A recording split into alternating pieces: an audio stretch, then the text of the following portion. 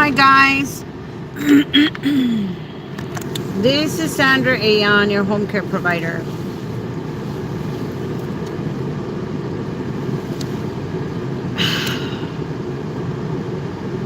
As you can tell, I'm doing my hair. Once I do it twice a year. I do it on my birthday in January, and then I do it on my fiance's birthday, which is tomorrow, just to redo the roots or whatever. But I'm a little upset because there's like strike one, strike two, strike three already. And it's kind of sad because the lady's been cutting and doing my hair for about maybe a good 15 years. But so I'm a little disappointed. But I'm just gonna keep my mouth shut and then figure out where I'm gonna go the next time. Anyways, I wanted to share with you guys information on the share of cost. As you can tell, this is Sandra Ayan, your home care provider. I'm not your typical home care provider, right? But who cares? As long as you guys get the information, that's all that really matters. As I mentioned to you, hey Leilani. Let me know if you can hear me okay. Because I got the air conditioner going on. I think it's a lot,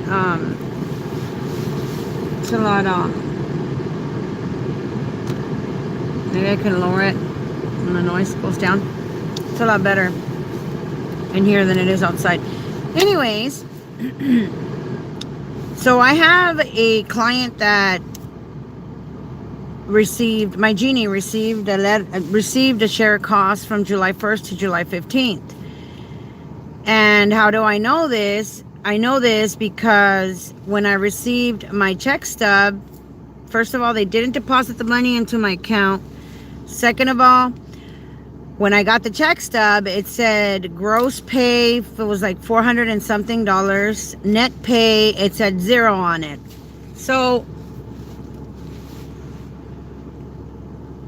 I know it's money and it's how we pay it. The problem with share of cost is when the state pays you, when the share of cost kicks in, is because their Medi-Cal has now changed.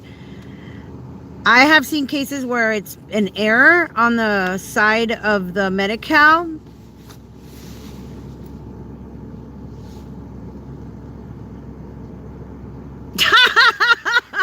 Right, a salon in my car. No, I kind of got pissed off because they said, I asked them if they had lunch, and I was going to buy them lunch, and they said no, they haven't eaten. So I was like, okay, cool. But then she picks up the phone and she orders, and not only that, she ordered, but she didn't even bother to say, hey Sandra, you want something? And like I said, I was going to pay for lunch, but it's okay. So yeah, I'm just going to wait about 20 minutes and then I'll go back in and my hair will be done. But I wanted to sit here and kind of cool off and talk to you guys because I just want to be a little productive besides going around the corner and just ranting and raving. So I said, I know, I'll make a video about what I learned this morning, which was share cost from the young ladies and the provider clerks center, and then also I talked to a couple of supervisors which confirmed what was going on. So I wanted to share this with you guys. So when there is a share of cost, what share of cost means that the recipient makes too much money or didn't turn in the money they spent, for example, on doctor co-payments. When they go see the doctor, they have a co-payment, or medication. Sometimes recipients have to pay for their own medication. And so no, I don't have a salon in my car. I wish I did, right? But that's funny. So what Medi-Cal does, it tells the recipient, you make too much money, you have to deduct it. And I have previous videos that are still good in regards to share cost. And so the Medi-Cal tells them you made too much money in your income. Now you have a share of cost. When someone applies for IHSS services, this is told to them right off the bat. Okay. $3,000 is the max that a person can make per month, I'm sorry, in order to not qualify for Medi-Cal and the services, okay? Because this is a Medi-Cal funded program. So if they make too much money, you know, or you don't qualify for Medi-Cal, I'm sorry, we can't provide these services to you. Then you would have to go pay private. You would have to pay on your own money. Which when you get paid private, you guys, your hourly wage should be anywhere between $15 and $20 an hour, because this is private, okay? Minimum that I've seen is $18 an hour. So make sure that they're not gypping you when you go work for private, because even if they pay you cash, sometimes they'll pay you in a check form. These people that are receiving these private services are entitled to a 1099, which you're going to get if they choose to at the end of the year as a write-off to them. So please be very careful. Do not undersell yourself. I just met a gentleman last week when I took John to go get his new cell phone, because now he's got a cell phone and no more flip phone for him. And I saw a young man take a lady out of a car, and the lady, I asked him, are you an IHSS worker? He was coming from Pomona. Lord knows why he was out here. His name was Steven, just like my son. He said he worked for an agency, and I said, well, how much do they pay you per hour? I get paid $12.80 an hour, and if I work overtime, I get paid $19.20 an hour. Anything over 160 hours. He says, oh no, we only get paid about $12.11 an hour. I said, oh my God, that's why. A lot of agencies exploit home care providers, okay? So you guys have to please pay yourself what you're worth. We're already underpaid, okay? And do the research. So agencies will exploit you because, hello, they got a roof over their head they have to pay. It's called overhead. But if you do choose to work on your own as a independent home care provider, you can. Just remember that you ask them, are you going to write this off at the end of the year or not? So there's a little bit of extra information. But what I wanted to talk about is the share of costs. So when you make too much money, you have a share of cost, and they will tell you right automatically, okay? Well, when I turned in my timesheets for July 1st to July 15th, and I received a check stub that says gross $464, and then it says net zero, that meant that my recipient, my Jeannie, now has a share of cost. And it was her responsibility to pay me the $465 that was owed to me, because that is her share of cost every 2 weeks. Of course, Jeannie is not going to pay me the $465, and because I work with them so closely and I get to know everything about them, some stuff I don't really want to know. Nina, hang on a second, Nina. How are you, sweetheart? Thank you for logging in. I'll read this in a minute, okay? Because I don't know. I know what they're going through. I know that there has not been a change of income in her income, okay? So that automatically tells me that I left my glasses. No, I have them on. That automatically tells me, let's see how this is going to work. Oh, I don't have to take them off. That there's a mistake in the Medi-Cal, okay? So, God, these are dirty. My next step is to go fix the Medi-Cal. So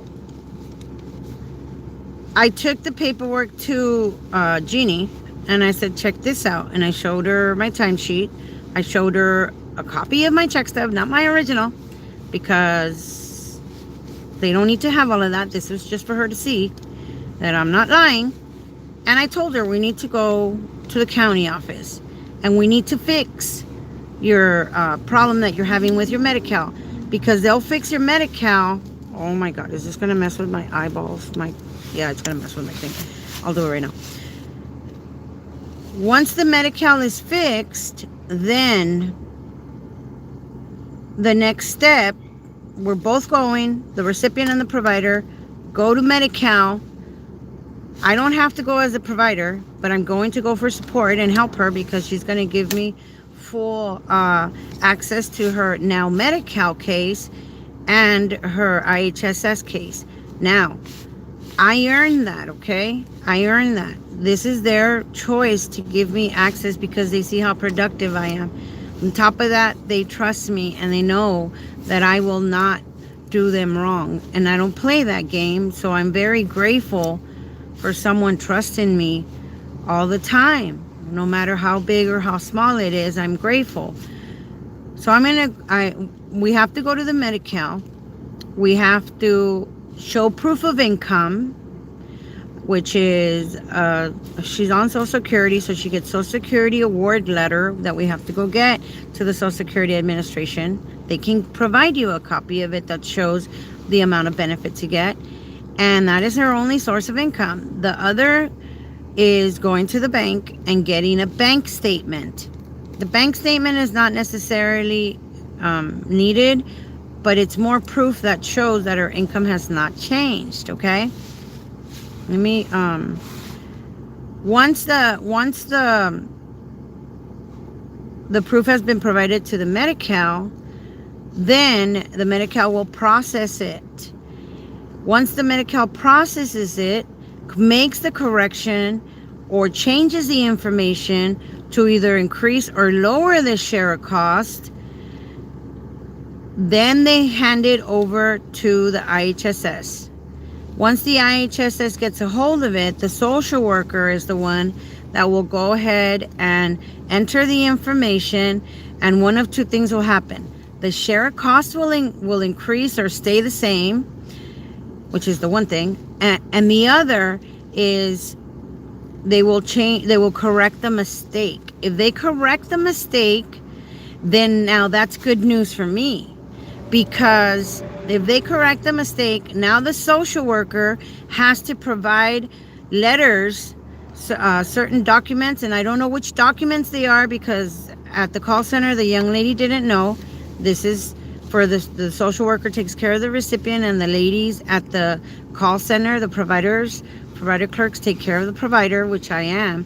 So she had no knowledge of how the social worker does it, but there are forms that the social worker will now give me so that I can fill out and I can turn in to her, which has my signature, and she will now authorize payment for the 1st of July to the 15th of July, which is the check that shows that she has a share cost. Let me read. I don't know if it's going to mess up my hair, but whatever. Nina, hi Sandra. I have a few questions about back pay and electronic timesheets. Would I be able to call you or text you? Of course, you can always call me. If I can answer the phone, don't call me right now because it'll cut the phone call, the video. But you can always call me. I have business cards. I think I mailed out. If this is the Nina I'm talking, I know that I'm thinking of. I don't know. Is that blurry? Sure. Yeah, that's awfully blurry. Maybe it's my camera. Then I mailed you guys out a couple of cards with my... Oh, I need one of my glasses thing. With my... Let me see if I can clean this camera. Sorry. I mailed you out a couple of cards with the letter that I mailed you out. Is that a little better? I know my eyebrows are missing right there. But let me see if this is better. My phone number doesn't look better. Jesus. Sorry. It's 562-281-3219. I just did new cards again because I just ran out of the first 1,000 I made. So now I made another 1,000 cards. So yeah, you can always call me, please. 562-281-3219. You can always text me too. The only thing, I'm not going to take these off. The only thing I rarely do is emails, okay? Because I don't have time to sit down. And I don't know how to use Hotspot, which I'll figure out. But anyways, you can always call me, sweetheart. Here we go. Miss Elena. Hi, how are you, Miss Elena? Is this a bug? Oh, it was. No, it's a dead bug. Ha. Okay, Miss Elena says seems like a long process. How long will it take to fix the mess? You're welcome, Nina. You know what? And that's another problem also. I went to Costco and I bought, remember I told you guys I bought laptops, right? And there was a gentleman behind me and he said to me, I'm sorry, is this going to take a while? Good. I'm glad you guys you're doing okay. He said to me, older gentleman too, he says, I'm sorry, is this going to take a while? And I said, it's going to take a couple of minutes. If you don't have any patience, I go, you could probably go over there. And I was looking at the customer service from the cashier because I just spent about $1,200. Okay. And this gentleman behind me has about $50, $60 max. So we have to prioritize, not to say that I'm a big spender. No. But if that gentleman doesn't have the patience to wait, then he needs to go somewhere else. And that's the problem with this system. It is going to take a while. It is now the end of July. Tomorrow's my fiance's birthday. And I started this and the 6th of May was when John had his surgery. And they still have not paid me. May, June, and now July. So yes, it's a long process, and moral of my story is you have to have patience. You have to be proactive. You have to call and ask. So I have my paperwork with me, and in my paperwork I have the 15th to the 30th of April timesheets for my son and myself because we're still back paid. I have all of May, all of June, and now all of July. So I'm carrying with me 3.5 months of paperwork just in case. And I like to be ready.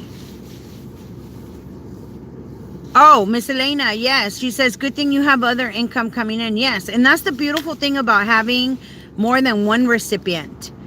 Because you shouldn't, how does that saying go? You shouldn't have all your eggs in one batch. If they cut me off with one, which has happened, who cares? I still got income coming. And that's the pretty thing about having different employers. You can suffice from here to there, and saving too helps a lot. So it takes a while.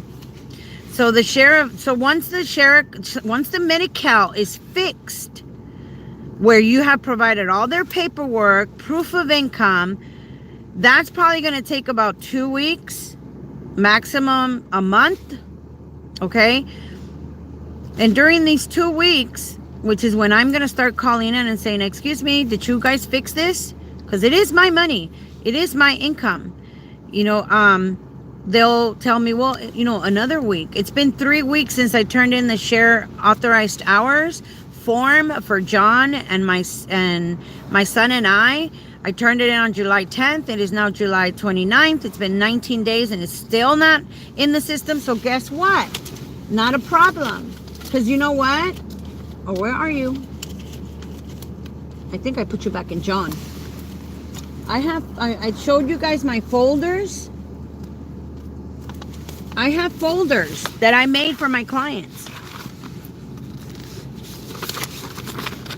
There's the stamp. Well, can you guys see the stamp? There's a stamp. 1, 2. Oh my God. 3. Oh, she didn't stamp this one. Oh well, doesn't matter. But do you see it says July 10th received? So I'm going to take this back to them. Hi, Leticia. Hey, Lupe. I'm going to take that back to them and say, here you go. Here's another copy of the original that I gave you guys to turn in again. It's been 3 weeks. Can you guys please stamp this one? Now, this paperwork is going to have 2 stamps. It's going to have today's stamp because I'm going over there today and giving it to them. And then it's going to have the 10th of July stamp on it, which means that I've been proactive. I've turned this into you. Why haven't you guys done it? No, she said 20 minutes, and I'm not going to forget about my hair. It just makes me mad. Too many years spent here, and I don't like people putting words in my mouth. I'm a big girl. I can handle it, you know? If I say something, I stick by it.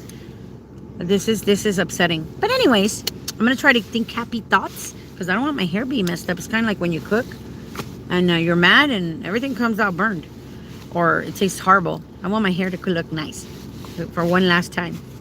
So I'll let her know. Thank you for everything you've done.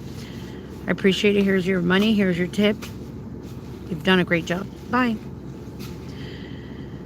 So that's how Medi-Cal, once Medi-Cal fixes the problem, sends it over to the social worker. Social worker inputs it in the system. Social worker hands me paperwork. I fill it out. Then the social worker, I turn it into the social worker with a copy and a stamp to show them that I've turned it in. And then she'll fix it and then I get reimbursed. I get reimbursed. I get my money back. That's the beautiful part about it. But it takes a while. It takes a while. So the relationship that you have with your, watch me blow up, right? Like hairspray torch. The relationship you have with your client is extremely important in order for you to be successful because you will have their support and you can advocate for them. I'm at the point where now I take my people to the doctor and they let me talk. I talk because I can say it a lot faster. Lord knows I know how to talk. Gave me a big mouth just to glorify him. But the doctor looked at John, for instance, and said, well, what do you think? And John said to him, you know, if I didn't agree with Sandra, I would have said something. So keep going, Sandra. So that's what I did. I want to tell you guys also that prior to getting my earnings deducted, there's 2 bad things about this, okay? One of them is the government thinks, because it's a share of cost, that the recipient automatically paid you, which is not the case. I have not been paid at all. They took taxes out, and then there's a net amount that the recipient has to pay me. I have not been paid. Well, guess what? At the end of the year, if this continues, the government is going to think that I got paid and I will be taxed and I will have to report that as income. So she either works with me and fixes it and gets it back rolling the way it's supposed to be, or I can't work for her anymore because I'm not going to supposedly get paid for income I didn't receive that I have to report at the end of the year. So that's one bad thing. The other bad thing is that she got a letter. A recipient, when they have a share of cost, when they apply, they are told you are going to have a share of cost. The recipient has to tell the provider, I have a share of cost, so I have to pay you this amount of money out of my pocket first. Then the county program, the IHSS program, will pay you the remainder. Okay? It's like a deductible. When you buy a phone at Metro and you get insurance for it, yeah, you break it, whatever you do to it, you call the insurance tells you, well, you have a deductible of $100 or $50, depending on the phone that you have, and then they replace it. She said 20 minutes. It's been 25. Whatever. I'm going to finish the cigarette. She made me mad. So,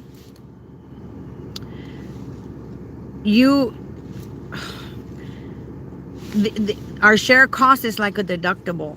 They have to pay first a certain amount of money, then the state will pick it up. Okay. The other way, and that's what kind of upset me about my Jeannie, because I told her, you need to tell me. She received a letter in June, a month prior to the share of cost beginning on July 1st. So Maybe I'm not going to finish my cigarette. That's what I wanted to tell you guys about shared cost. You have to be extremely careful because the recipient does know that they have a shared cost prior to you knowing. The problem is, and this is what I don't like, is that the recipient, there's no way, ow, this hurts, sorry, I have to take off my string for my glasses. There's no way that we as providers can find out when they get a share cost. The only way that we find out, what do I need from in there? Nothing. The only way that we find out is when the recipient tells us, you know what, Sandra, I'm going to have a share cost on July 1st, starting July 1st. If she would have told me when she got her letter on in June, then maybe, just maybe, I would have been able to start the process a lot earlier. Well, she didn't tell me, and here I am, $465 out. The good thing about it is that I'm going to go fight with her. They're going to fix the problem, and there's a 50% chance that they'll pay me. So pay attention when it comes to share cost right off the bat. When you get your first check stub with share cost, because the recipient didn't tell you that they have a share cost, make that decision of whether you're going to fix it with them or you're going to leave them, because there's no benefit in you turning in timesheets and not getting paid. Think about this. It's important. Somebody has to pay for my haircut, right? Somebody has to pay what I'm going to pay for this getting done. I work hard, therefore I should get paid. So I wanted to share this with you guys. Let me go in there. It's been 26 minutes, 27 minutes. Hopefully my hair's not falling out, but I'll show you guys the finished product when I get out of here. God bless you guys. Have a beautiful day. And let me think of something else that I can share. On the electronic timesheets are rolling out, okay? I will. Thank you so much. You have an awesome day, Leilani. Call me when you get a chance.